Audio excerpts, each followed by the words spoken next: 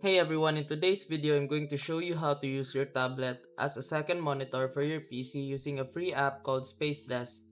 It's super easy, so let's get started. First, download SpaceDesk on both your PC and your tablet.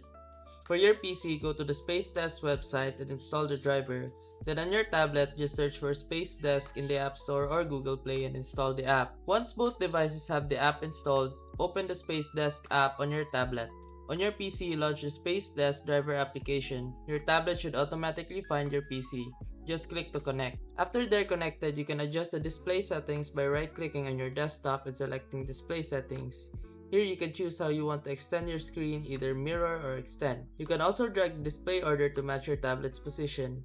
Now you're all set, you can start dragging windows, apps, or even just use it for extra space for your browser.